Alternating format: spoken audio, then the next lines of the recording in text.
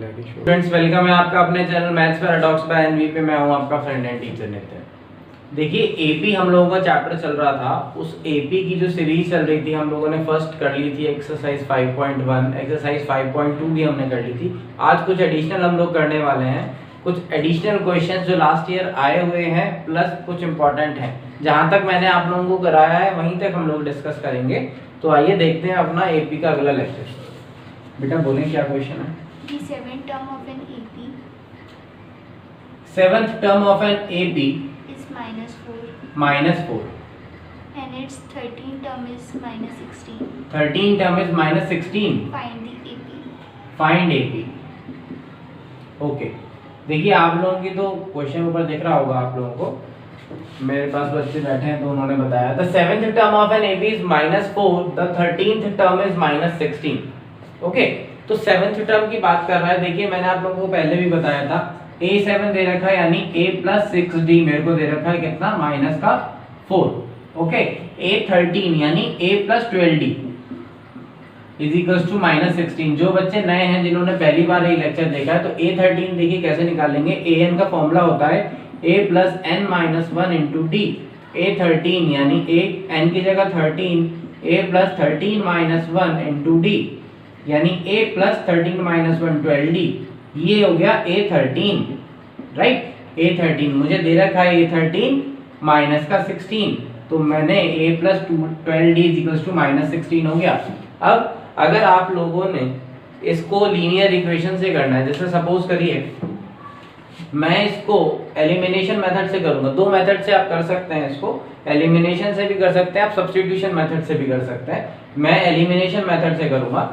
देखिए इन दोनों को क्या करूंगा मैं, आप लोगों ने अगर लीनियर इक्वेशन इनटू वेरिएबल करा होगा तो उसमें आप लोगों ने मेथड सीखा होगा कि ये प्लस है, इस टाइम ये प्लस है, इनका अगर मैं साइन चेंज कर दूं, इसका साइन चेंज कर दूं, ये प्लस है इसका साइन माइनस कर दूं, ये माइनस है इसका साइन प्लस कर दूं, तो ये प्लस ए और ये माइनस से कैंसिल आउट हो जाएंगे, राइट। प्लस ए माइनस से कैंसिल आउट हो गए। 6 और 12, माइनस का 12 प्लस का 6, माइनस प्लस माइनस होता है तो -12d + 6d। 12 में से 6d माइनस होगा यानी 6d बचेगा और साइन किसका आएगा, देखिए ये माइनस का, जो 12 का साइन काउंट होने वाला है वो ये वाला होने वाला है, तो 12 के साथ माइनस का साइन है तो माइनस का 12d प्लस का 6d यानी माइनस का 6d, minus plus minus sign बढ़ा। Okay, equals to 16 + 4 - 16 - 4 that is 12, यानी d की वैल्यू क्या हो गई 12 - -6 दैट इज -2। d की वैल्यू मेरे पास कितनी आ गई -2। फाइंड एन एपी, उसने क्वेश्चन मेरे से पूछा था फाइंड एन एपी। एपी कैसे निकाल पाएंगे? देखिए एपी निकालने के लिए पहले आपको a पता होना चाहिए, आपको d पता होना चाहिए। अगर a और d आपको पता है तो a + d, a + 2d and so on करके आप एपी बना सकते हैं, राइट। तो d की वैल्यू -2 आ गई है। मैं इस किसी भी इक्वेशन में या तो इसमें आप रख दें, चाहे तो आप इसमें रख दें, d की वैल्यू -2 आप रख दें और आप a निकाल लें वहां से, राइट। देखिए a + 6d में मैं रख रहा हूं, 6d = -4 था, a + 6 * d की वैल्यू -2 = -4, a 6 * 2 = 12 sin माइनस का -4, a -4, ये माइनस का 12 उधर जाके प्लस का 12, a = 12 - 4 दैट इज 8। a की वैल्यू कितनी आ गई आप लोगों की 8 आ गई, राइट। d मेरे पास -2 है। AP क्या होती है अगर आप लोगों को याद हो, a + d, a + 2d and so on, ऐसे चलती है AP। a मेरे पास क्या आ गया 8, सेकंड 8 + d यानी 8 प्लस और -2, 8 प्लस और 2 * -2 that is -4 and so on, यानी 8 plus minus minus 8 - 2 6 plus minus minus 8 - 4 4 and so on. 8 6 4 next number 2 होगा क्योंकि d -2 हो रहा है, आप देख रहे हैं d -2 हो रहा है, तो ये मेरी एपी बन गई। क्या बन गई 8 6 4 2 and so on. The question is completed, ठीक है। इसमें एपी बनानी थी हमें, एपी हमारी बन चुकी है। आई होप आप लोगों को क्वेश्चन समझ में आ गया होगा। चलिए बढ़ते हैं अपने नेक्स्ट क्वेश्चन की साइड। बेटा नेक्स्ट क्वेश्चन क्या कह रहा है, कोई बोलेगा? The fourth term of the AP is 0. The fourth term of an AP is 0। बच्चे कह रहे हैं the fourth term of an AP is 0, यानी A4 0 दे रखा है। Prove that its 25th term is triple 25th term is triple its 11th term. It's 11th term. मुझे prove करना है, टू प्रूव 25th टर्म। देखिए मुझे AP नहीं पता है, मुझे AP नहीं पता है, मुझे क्या आ रहा है कि 25th term of an AP is thrice या triple of its 11th term. मुझे क्या गिवन है A4। देखिए A4 से मैं क्या कर सकता हूँ, A4 गिवन है, मैं तो इस A4 को क्या लिख सकता हूँ A प्लस 3D, राइट। बस ये गिवन है मुझे, A plus 3D is equals to 0। यहाँ से मैं क्या निकाल सकता हूँ, इस वाली इक्वेशन से A equals to minus 3D। बस मैं इससे ज्यादा कुछ नहीं कर सकता, इस इक्वेशन में मैं इससे ज्यादा कुछ नहीं कर सकता, राइट। मुझे A25 दिखाना है, ट्रिपल है किसका, A11 का। तो देखिए A25 की वो बात कर रहा है, तो A25 के बारे में अगर मैं बात करूं तो A25 क्या हो जाएगा, A plus 24D, right, okay, equals to 3 times A11। A11 क्या होगा, A प्लस 10D। अब मैं कॉन्सेप्ट क्या यूज करने वाला हूं, मैं सोच रहा हूं कि ये जो लेफ्ट साइड है LHS, मैं सोच रहा हूं अगर ये जो लेफ्ट हैंड साइड है और ये राइट हैंड साइड है, दोनों इक्वल आ जाती हैं तो मेरा प्रूफ हो जाएगा, राइट। तो मैं क्या करता हूं, A की जगह माइनस 3D यहाँ पर रखता हूं, माइनस 3D प्लस 24D। इसको सॉल्व करके कितना आ रहा है, plus minus minus 24D minus 3D that is 21D। ये मेरे पास आ गई left hand side, right. Right hand side को अगर मैं सॉल्व करूं तो A की वैल्यू माइनस 3D रखनी है, यानी माइनस 3D प्लस 10D, और इसकी मल्टीप्लाई 3 में 10 माइनस 3 7D प्लस का आएगा into 3 that is 21D, right. ये 21D आ गया। लेफ्ट हैंड साइड और राइट हैंड साइड भी मेरे पास 21D आ गई, प्रूफ हो चुका। देखिए क्वेश्चन में प्रूफ करना था A25 is equals to 3 times of AP। कौन सी AP, जिसका A11 है। तो आप दूसरे तरीके से क्या कर सकते थे, पहले आप A11 निकालते, A plus 10D, A plus 10D को थ्राइस करते तो आता 21D, राइट। फिर आप लेफ्ट साइड को सॉल्व करते, A25 आप निकालते यानी A प्लस 24D, और वहां पर A की वैल्यू रखते तो वहां पर भी 21D आई, यानी A25 भी 21D आ रहा है, और थ्राइस ऑफ A11 यानी कि 11th टर्म का जो थ्राइस है, जो क्वेश्चन के अकॉर्डिंगली वो कह रहा है, A11 का थ्राइस भी 21D आ रहा है, और ये दोनों इक्वल प्रूफ करने थे जो मेरे पास हो चुका है, LHS equals to RHS, hence proved. Okay, चलिए बढ़ते हैं अपने नेक्स्ट क्वेश्चन की साइड। नेक्स्ट क्वेश्चन क्या है बच्चे, बताइए। Which term of the AP 3, 8, 13 and 18 3, 8, 13, 13, 18 18 and so on will be 55 more than its 55 more than its 20th term. 20th term. Which term of an AP. देखिए question आप लोगों को दिख रहा है आपकी स्क्रीन पर, वो कह रहा है which term of an AP. AP क्या है मेरे पास, ये एपी मेरे को गिवन है, कह रहा है which term of an AP is 55 more than it's 20th term. इस एपी की 20th टर्म जो होगी उससे 55 ज्यादा।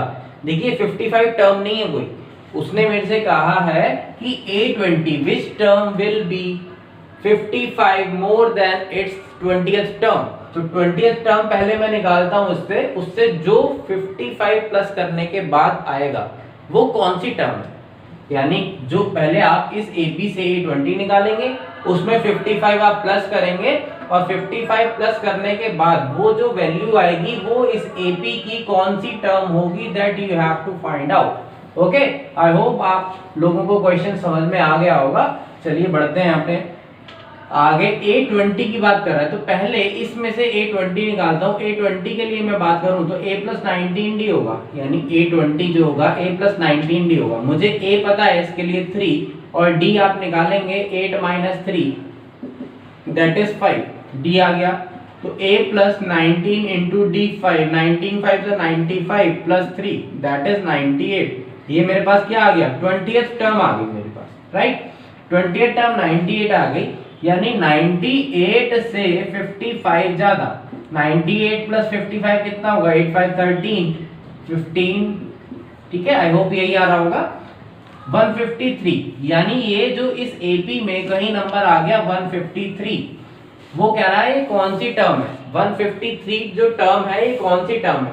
तो मैं क्या करने वाला हूँ, I am letting this 153 term, let it be an, ये फाइनल टर्म मैंने मानी है जो 153 है, यानी an इज इक्वल्स टू मैंने माना है 153, right. Now what we have to do, मेरे से पूछा है कौन सी टर्म है, यानी कि he is talking about n, an की बात कर रहा है, तो a plus n minus 1 into d is equals to 153, right. a मेरे को पता है 3, n मुझे पता नहीं है, d मुझे अगेन पता है 153। आप जानते हैं पहले 3 को मैं हटाता हूं, n minus 1 into 5 is equals to 153 minus 3, यानी 150 is equals to n minus 1 into 5, n minus 1, ये 5 नीचे चला जाएगा डिनोमिनेटर में, दैट इज 30, राइट। यानी n माइनस 1 की जो वैल्यू दे रखी है मुझे वो आ गई 30, और n पूछ रहा है तो ये माइनस 1 उधर चला जाएगा, दैट इज प्लस 1, 30 प्लस 1 31, यानी ये जो टर्म है 153, ये 31 टर्म, यानी n इक्वल्स टू 31। देखिए उसने क्वेश्चन में मेरे से पूछा था इस AP की जो 20th टर्म होगी उससे 55, यानी 20th टर्म में अगर मैं 55 प्लस करता हूं तो वो जो टर्म आएगी ये कौन सी टर्म होगी, he is talking about this. Okay, so what we have to do, मेरे को फाइंड करना था n, और n मैंने इस तरीके से फाइंड किया। आई होप आप लोगों को क्वेश्चन समझ में आ गया होगा। चलिए बढ़ते हैं अपने नेक्स्ट क्वेश्चन की साइड।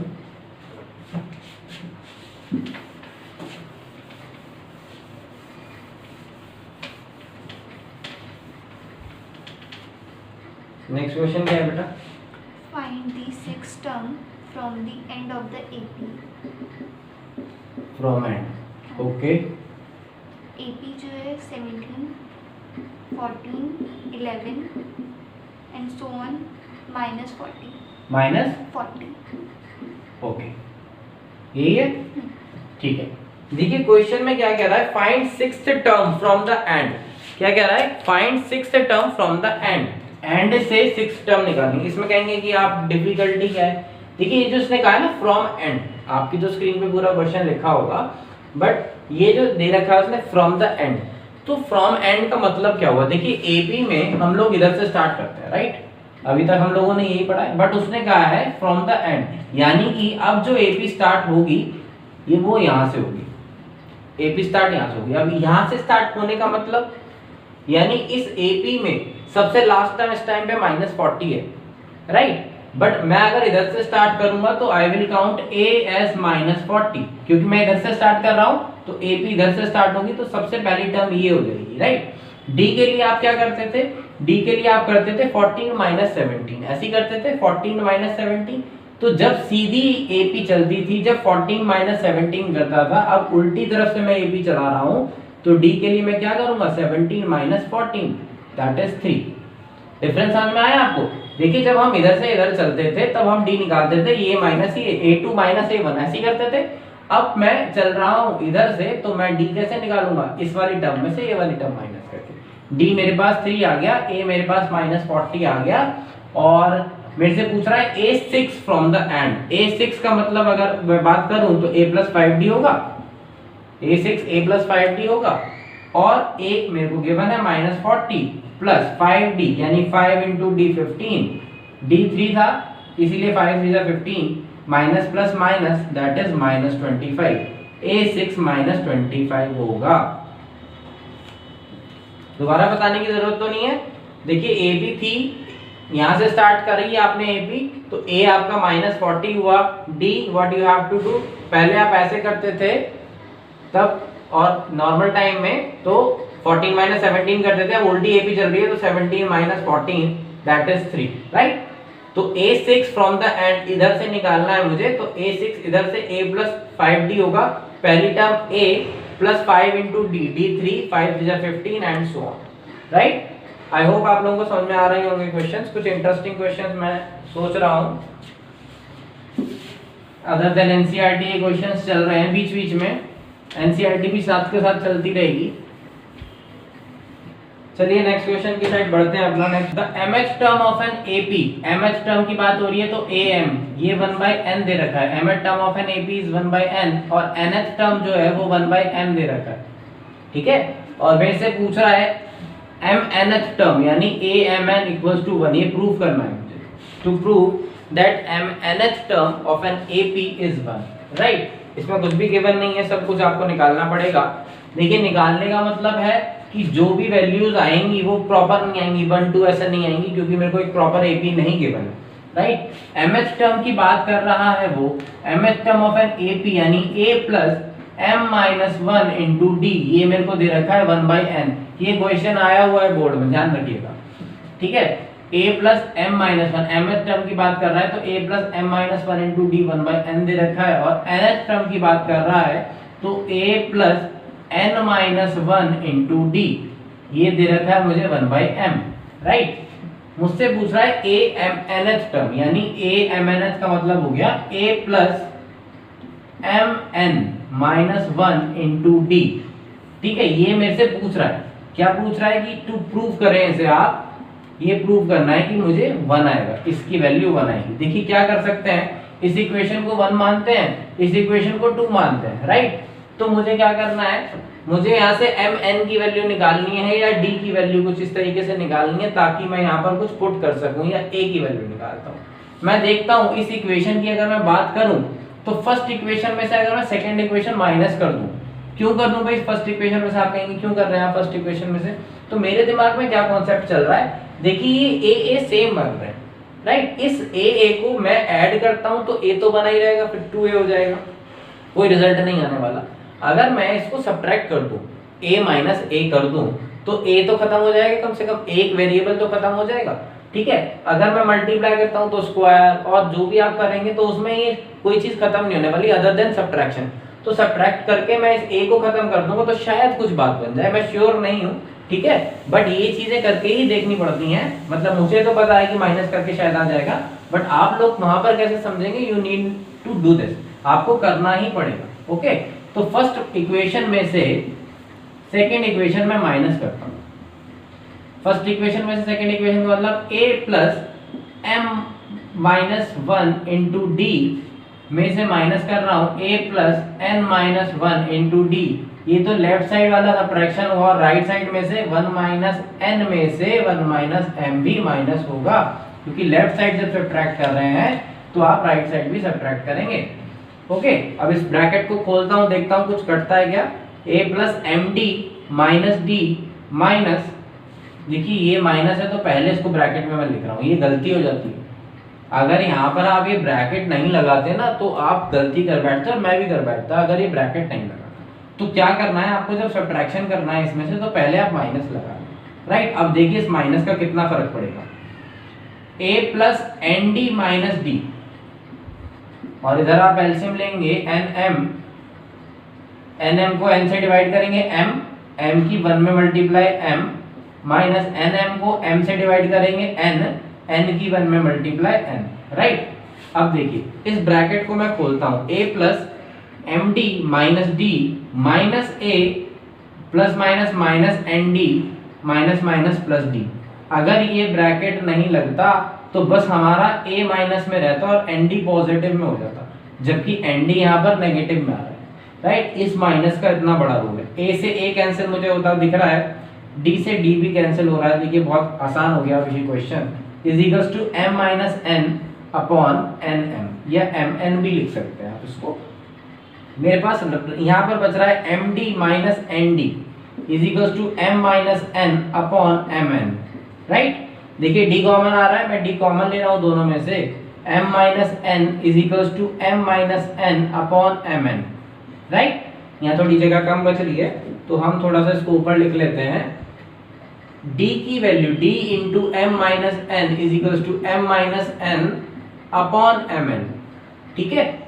अब d मैं निकाल रहा हूं तो इस mn को m माइनस n को मैं नीचे ले जाता हूं, m minus n upon mn, और इसके साथ मल्टीप्लाई में ये वाला m माइनस n, राइट।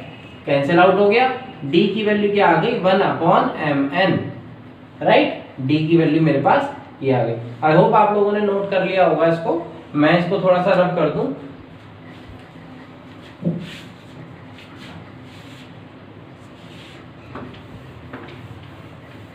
देखिए क्वेश्चन आ चुका है, इंपॉर्टेंट है, क्योंकि लास्ट क्वेश्चंस पे ज्यादा जोर दिया जाता है। ठीक है, डी की वैल्यू हमारे पास क्या आ गई 1/mn। अब इस डी से क्या कर सकते हैं हम, इस डी को मैं किसी भी इस इक्वेशन में रख देता हूं, चाहे फर्स्ट इक्वेशन में चाहे सेकंड इक्वेशन में, तो मैं वहां से कोशिश करूंगा ए निकालने की। अब आप कहेंगे आप ए क्यों निकाल रहे हैं? देखिए अगर मैं डी की वैल्यू इसमें रखता हूं तो mn से mn तो कैंसिल होता हुआ मुझे दिख रहा है, बट a तब भी एग्जिस्ट करेगा। a एग्जिस्ट करेगा तो मेरे पास 1 तो नहीं आने वाला। मैं कोशिश क्या कर रहा हूं, इस a की जगह कुछ ऐसा नंबर आ जाए जो सब कुछ सॉल्व करके सिर्फ 1 आए, राइट। तो इस d की वैल्यू मैं इसमें पुट करता हूं, किसी भी इक्वेशन में आप पुट कर सकते हैं, मैं फर्स्ट में पुट कर देता हूं। तो इक्वेशन फर्स्ट मेरे पास थी am वाली, am की वैल्यू थी a plus m minus 1 into d equals to 1/n। a की वैल्यू यानी a plus m minus 1 into d की वैल्यू आ गई 1/mn equals to 1/n। Okay, a की वैल्यू निकालनी है तो 1/n माइनस ये m माइनस 1 उधर चला जाएगा और इंटू 1/mn। ब्रैकेट खोल देता हूं मैं, इसकी मल्टीप्लाई आप करेंगे तो m upon mn minus 1/mn, right. समझ में आ रहा है?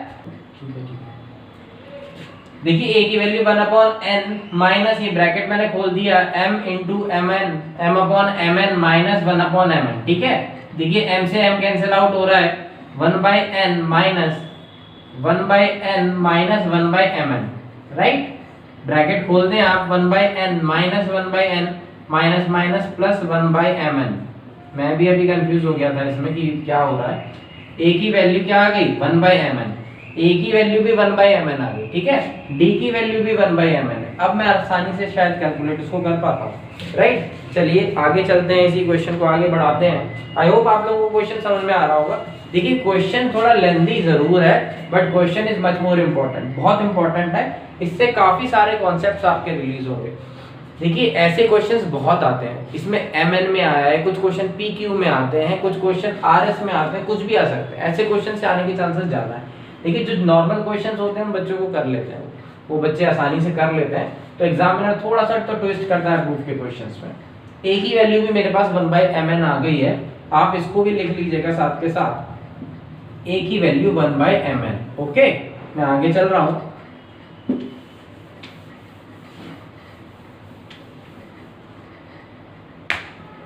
देखिए इस वाली जो amn है मेरे पास, इसको मुझे प्रूफ करना है 1 amn की वैल्यू क्या है, a plus mn minus 1 into D, right. अब मैं वैल्यू पुट कर देता हूँ, a की वैल्यू भी मेरे पास 1/mn है, plus mn minus 1 into d की वैल्यू भी मेरे पास 1/mn है, राइट। ब्रैकेट खोलता हूँ, 1/mn प्लस mn, इसकी मल्टीप्लाई इसमें करेंगे तो mn अपॉन mn, क्योंकि mn into 1 mn upon mn, minus 1 की मल्टीप्लाई इसमें करेंगे तो 1 अपॉन mn। mn से mn कट गया, यानी 1/mn प्लस 1 माइनस 1/mn, इससे ये कट जाएगा, यानी 1। amn कितना आ गया, यही मुझे प्रूफ करना है। आई होप आप लोगों को समझ में आया होगा। देखिए पहले क्या करा हमने, इससे am की जो इक्वेशन थी वो बनाई, am = a plus m minus 1 into D, जो दे रखा था 1/n। an की जो इक्वेशन थी a plus n minus 1d = 1/m, और उसको फिर मैंने ये जो प्रूव करना था amn यानी a plus mn minus 1 into D. देखिए यहाँ पर n होता है तो यहाँ पर n आता है, यहाँ पर m होता है तो यहाँ पर m आता है, यहाँ पर mn है तो n की जगह हम mn ही रखेंगे, क्योंकि यहाँ पर सेकंड टर्म निकालते हैं तो a plus 2 minus 1 into D रखते हैं, यहाँ पर थर्ड टर्म होती है तो 3 माइनस 1 इंटू डी रखते हैं, ठीक है। तो यहाँ से मैंने सॉल्व करा, इसको वैल्यू रखी मैंने, दोनों में से पहले फर्स्ट इक्वेशन में से सेकंड इक्वेशन माइनस करी, वहां से मेरा डी आ गया। डी आने के बाद मैंने इसमें पुट करा, आप इसमें पुट करिएगा ताकि क्रॉस चेक आप लोग कर सकें कि ये सही पढ़ा भी रहे हैं कि नहीं। तो मैंने इसमें पुट करा, आप इसमें रखेंगे, डी की वैल्यू सेम आएगी, किसी में भी आप रख सकते हैं। तो डी की वैल्यू मैंने यहाँ से रखी और ए की वैल्यू यहाँ से मैंने निकाल दी, ए भी आ गया डी भी आ गया। चलिए ठीक है, आज हम इस वीडियो को यहीं पर रेस्ट करते हैं। अगर आप लोगों को ये वीडियो अच्छी लगी है तो इस वीडियो को लाइक एंड शेयर करना ना भूलें। नेक्स्ट वीडियो में हम इससे रिलेटेड और अच्छे क्वेश्चंस करेंगे, 11 को मैं उठाऊंगा। देखिए एपी की जो चैप्टर चल रहे हैं इसमें कुछ ऑब्जेक्टिव टाइप क्वेश्चंस भी हम लोग करेंगे, ठीक है, क्योंकि जो आपका पेपर आने वाला है वो ऑब्जेक्टिव बेस्ड ही आने वाला है। सो आप देखते रहिए, वीडियो को सीखते रहिए। कुछ ट्रिग्नोमेट्री की वीडियोस भी डली हुई हैं, उनको भी देखते रहिए। और पीछे जो लास्ट ईयर की वीडियोस मैंने डाली हुई हैं उसमें ट्रिग्नोमेट्री के लास्ट ईयर के क्वेश्चंस मैंने डाले हुए हैं, तो आप उनको भी देख के उनसे सीख सकते हैं, ठीक है। इसी तरीके से चैप्टर वाइज मैं लास्ट ईयर के क्वेश्चंस वगैरह कुछ डालूंगा, ठीक है। तो चलिए इस वीडियो को यहीं पर आज रोकते हैं और आप खुश रहिए, आबाद रहिए। Thank you.